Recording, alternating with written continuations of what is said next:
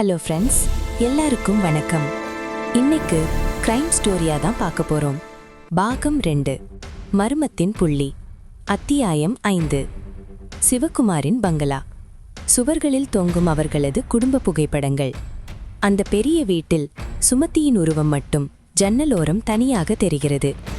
ஆழ்ந்த குரலில் துக்கம். அது ஒவ்வொரு மனுஷனுக்கும் ஒவ்வொரு மாதிரி இருக்கும். ஆனா இங்கே இருக்கிற மௌனம் துக்கத்துல வந்தது இல்லை. இது ஒருவிதமான நிம்மதி அல்லது உறைந்து போன பயம். சுமதி, இவங்க அழல, இவங்க கோபப்படல. ஆனா இவங்க பார்வை ஏதோ ஒரு இருட்ட பார்த்துக்கிட்டே இருக்கு. சௌந்தரராஜன் சுமதிக்கு எதிரே அமர்கிறார். அவளது அசையாத கைகளை கேமரா கவனிக்கிறது. சிவகுமாரோட உடம்புல காயங்கள் இல்லை. ஆனா அவர் மனசுல ஏதோ ஒரு காயம் இருந்திருக்கு. அது அவரை சாகிறதுக்கு முன்னாடியே சித்திரவதை செஞ்சிருக்கு. அந்த காயத்தை சுமதி தான் மறைக்கிறாங்க. சௌந்தரராஜன் கேட்கிறார், கடைசியா அவர் எதை பார்த்து பயந்தார்? ரகசியமான குரலில் சிவகுமார் எதை பார்த்து பயந்தார்? அதிகாரத்தையா, போலீஸையா? இல்ல, இது எதற்கும் அப்பாற்பட்ட ஒண்ணு. சுமதி பேசத் தொடங்குகிறாள். அவளது குரல் ஆடியோவாக ஒலிக்கிறது. சுமதி, அவர் இரவுதோறும் சொல்லிட்டே இருப்பார் சார். சுமதி, ஜன்னலுக்கு பின்னாடி யாரோ நிற்கிறாங்க, என்னை யாரோ பார்த்துக்கிட்டே இருக்காங்கன்னு. சௌந்தரராஜன் ஜன்னலை பார்க்கிறார். வெளியே மரம் அசையும் நிழல் விழுந்து மறைக்கிறது. யாரோ பார்த்துக்கிட்டே இருக்காங்க. ஒரு கண்ணுக்கு தெரியாத நிழல். சிசிடிவியில சிக்காத ஒரு உருவம். இது வெறும் மாயை இல்லை. இது சிவகுமாரோட ரத்தத்தை உறைய வச்ச ஒரு நிஜமான வேட்டை. சுமதி, அவன் கண்ணுல கருணை இல்ல சார், வெறும் இருட்டு தான் இருக்கு. சௌந்தரராஜன் வீட்டை விட்டு வெளியே வரும்போது அவரது நிழல் தரையில் நீண்டு விழுகிறது. செம்மண் வாசனை ஒரு இடத்தை காட்டுச்சு. காற்றாலை சத்தம் ஒரு திசையை காட்டுச்சு. ஆனா சுமதியோட இந்த வார்த்தைகள் ஒரு இருட்டு மனிதனை நோக்கி என்ன தள்ளுது. அந்த பார்வை சிவகுமார கொண்டிருக்கலாம். ஆனா சௌந்தரராஜனை ஒன்னும் செய்ய முடியாது. அந்த இருட்டுக்குள்ள இருக்கிற உருவத்தை வெளிச்சத்துக்கு கொண்டு வர நேரம் வந்துருச்சு. அத்தியாயம் 6. மறைக்கப்பட்ட உண்மை. சுமதியின் வார்த்தைகள் தந்த அதிர்ச்சியோடு சௌந்தரராஜன் நேராகச் சென்றது சிவகுமாரின் தலைமை அலுவலகத்திற்கு. அங்கே அவருக்காக காத்திருந்தார் இளம் ஆடிட்டர் கார்த்திக், சௌந்தரராஜனின் நம்பிக்கைக்குரிய உதவியாளர். அவர் சிவகுமார் ஒரு சாதாரண தொழிலதிபர் மட்டுமல்ல, ஒரு பிரம்மாண்டமான பண பரிமாற்றத்தின் மைய புள்ளியாக இருந்திருக்கிறார் என்பது அப்போதுதான் தெரிய வந்தது. சார், நீங்க கேட்ட சிவகுமாரோட பர்சனல் ஆடிட் ஃபைல்ஸ் எல்லாத்தையும் செக் பண்ணிட்டேன். நிலைமை நாங்க நினைச்சதை விட ரொம்ப மோசமா இருக்கு என்றார் கார்த்திக் மேஜை முழுக்க பரப்பி கிடந்த கோப்புகளை காட்டி. கார்த்திக் கண்டுபிடித்த உண்மைகள் சௌந்தரராஜனை உறைய வைத்தன. 1200 கோடி. கடந்த 2 ஆண்டுகளில் மட்டும் சிவகுமாரின் நிறுவனங்களிலிருந்து சுமார் 1200 கோடி ரூபாய் மாயமாகியிருக்கிறது. போலி நிறுவனங்கள். அந்த பணம் அனைத்தும் ஷெல் நிறுவனங்கள் எனப்படும் காகிதத்தில் மட்டுமே இயங்கும் 40க்கும் மேற்பட்ட போலி நிறுவனங்களுக்கு பிரித்து அனுப்பப்பட்டிருக்கிறது. அரசியல் நிதி. இந்த நிறுவனங்கள் மூலமாக பெரும் தொகை சில முக்கிய அரசியல் புள்ளிகளுக்கு தேர்தலுக்காக ரகசியமாக சென்றடைந்துள்ளது. சௌந்தரராஜன் ஒவ்வொரு கோப்பையும் புரட்டினார். எல்லா இடங்களிலும் ஒரு பெயர் மீண்டும் மீண்டும் வந்து கொண்டே இருந்தது. Ravindran, board member. சௌந்தரராஜன் நிமிர்ந்து பார்த்தார். இந்த ரவீந்திரன் யார் கார்த்திக்? சிவகுமாரோட வலது கை சார். ஆனா கடந்த 6 மாசமா இவங்க 2 பேருக்கும் இடையில பெரிய மோதல் நடந்திருக்கு. சிவகுமார் இந்த 1200 கோடி ஊழலை வெளியே கொண்டு வரணும்னு நினைச்சிருக்கார். அதுக்கு ஆதாரமா ஒரு பென் டிரைவ் தயார் பண்ணியிருக்கார். ஆனா அது இப்போ காணோம். சௌந்தரராஜனுக்கு இப்போது எல்லாம் தெளிவாக புரிந்தது. அந்த கரகரப்பான வாய்ஸ் நோட், நீ வெளியே சொன்னா உன் குடும்பம், மிரட்டியது ரவீந்திரனாகத்தான் இருக்க வேண்டும். சிவகுமார் பயந்தது அந்த பார்வைக்கு அல்ல, அந்த பார்வைக்கு சொந்தக்காரன் வைத்திருந்த அதிகாரத்திற்கு. ரவீந்திரன் தான் சிவகுமாரை சுற்றிலும் ஆட்களை அனுப்பி அவர் எங்கே சென்றாலும் யாரோ பார்ப்பது போன்ற பிம்பத்தை உருவாக்கி அவரை மனரீதியாக சிதைத்திருக்கிறான். இறுதியாக அந்த செம்மண் தோட்டத்தில் வைத்து பேச்சுவார்த்தை தோல்வியில் முடியவே சிவகுமாரை கொன்றுவிட்டு அதை தற்கொலை அல்லது மாரடைப்பு போல சித்தரிக்க முயன்றிருக்கிறான். கார்த்திக், இந்த ரவீந்திரனுக்கு ஈசிஆர்ல தென்னந்தோப்பு இருக்கான்னு பாரு. கார்த்திக் வேகமாக டைப் செய்துவிட்டு சொன்னார். இருக்கு சார். மகாபலிபுரம் தாண்டி அவருக்கு ஒரு பண்ணை வீடு இருக்கு. அதுக்கு பக்கத்துல தான் கவர்மெண்டோட பெரிய விண்மில் ப்ராஜெக்ட் போயிட்டு இருக்கு. சௌந்தரராஜன் தன் தொப்பியை சரி செய்தார். செம்மன், காற்றாலை, ரவீந்திரன் 3 புள்ளியும் இணைஞ்சிருச்சு. இப்போ போறது ரவீந்திரனை விசாரிக்க இல்ல கார்த்திக், அவனை அரெஸ்ட் பண்ண. சௌந்தரராஜன் விறுவிறுவென வெளியேறினார். இப்போது வேட்டை சூடுபிடிக்க தொடங்கியது. அத்தியாயம் 8. மரண வாக்குமூலம். விசாரணை அறையின் வெப்பம் சட்டென தணிந்தது போல ஒரு குளிர்ச்சி. ரவீந்திரன் இப்போது கதறி அழவில்லை. அவர் கண்கள் வெறித்து போயிருந்தன. அவர் முகம் உணர்ச்சியற்று ஒருவிதமான மரத்து போன அமைதியுடன் இருந்தது. அந்த அறையில் ஓடிக்கொண்டிருந்த ஏசியின் மெல்லிய சத்தம் மட்டுமே கேட்டது.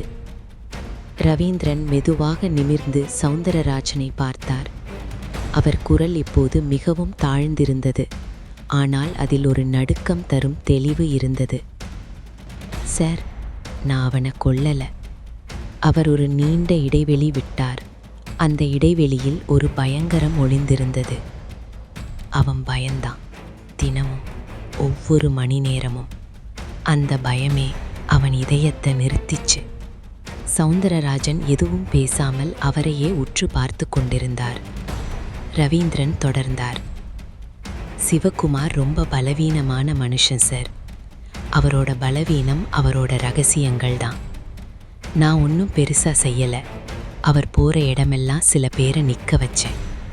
அவங்க அவர்கிட்ட பேச மாட்டாங்க, அவரை தாக்க மாட்டாங்க. வெறும் பார்வை.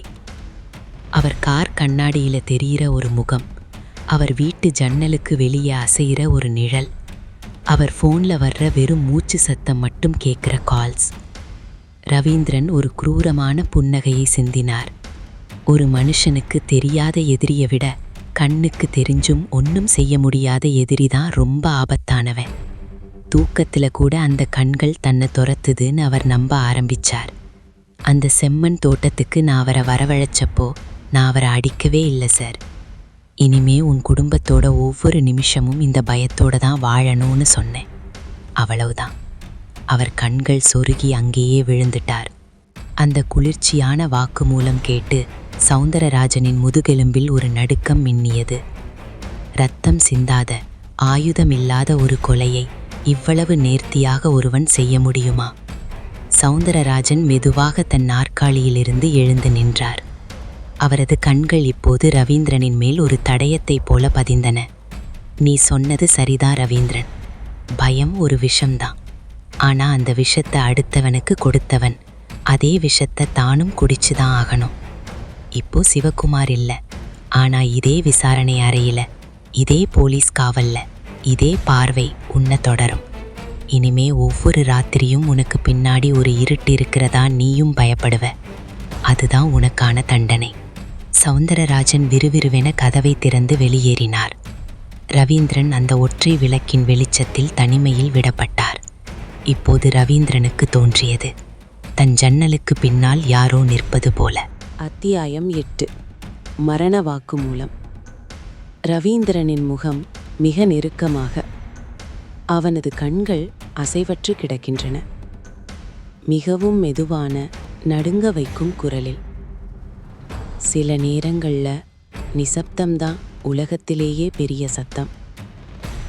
ரவீந்திரன் பேசுகிற ஒவ்வொரு வார்த்தையும் ஒரு மரண வாக்குமூலம் இல்லை, அது ஒரு சாத்தானின் வேதம். அவன் ஆயுதத்தை நம்பல, ஒரு மனுஷனோட மனசுக்குள்ள இருக்கிற பயத்தை நம்பி இருக்கான். ரவீந்திரன் பேசும்போது அந்த பயமே அவன் இதயத்தை நிறுத்திச்சு. சிவகுமார் பயந்து விழும் காட்சிகள் மங்களாக வந்து போகின்றன. ஒரு மனுஷனை சாகடிக்கிறதுக்கு விஷம் தேவையில்லை, துப்பாக்கி தேவையில்லை. உன்னை யாரோ பார்த்துட்டே இருக்காங்கங்கிற ஒரு எண்ணம் போதும். அந்த எண்ணம் ஒரு சிலந்தியை போல சிவகுமாரை சுற்றி வலைய பின்னி இருக்கு. அந்த வலையில சிக்கி அவரோட இதயம் துடிக்க மறந்துருச்சு. சௌந்தரராஜன் எழுந்து நின்று ரவீந்திரனை ஒரு தீர்க்கமான பார்வை பார்க்கிறார்.